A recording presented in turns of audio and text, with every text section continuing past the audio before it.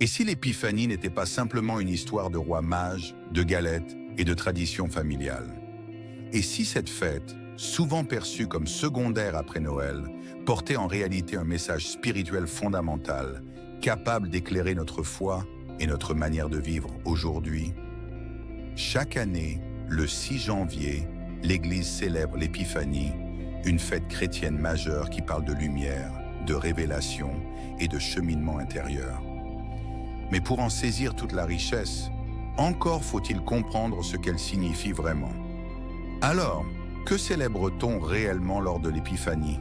Le mot « épiphanie » vient du grec « epiphaneia », qui signifie manifestation, apparition, révélation.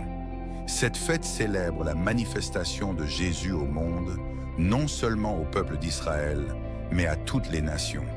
À travers la venue des mages, l'Évangile nous montre que la lumière du Christ n'est pas réservée à quelques-uns.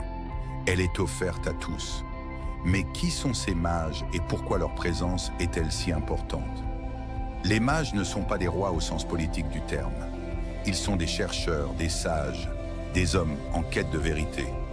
Ils observent les signes, scrutent le ciel et reconnaissent dans une étoile un appel à se mettre en route. Ils quittent leur certitude, leur terre, leur confort, pour suivre une lumière qu'ils ne maîtrisent pas. Leur cheminement est profondément spirituel. Ils nous enseignent que la foi n'est pas une possession, mais un chemin, parfois long, parfois incertain, mais toujours guidé par une lumière intérieure. L'Épiphanie nous rappelle que Dieu se laisse trouver par ceux qui cherchent sincèrement. Mais que nous dit cette fête sur la manière dont Dieu se révèle? Dieu ne s'impose pas par la force. Il ne se manifeste pas dans les palais, ni dans le bruit ou la domination.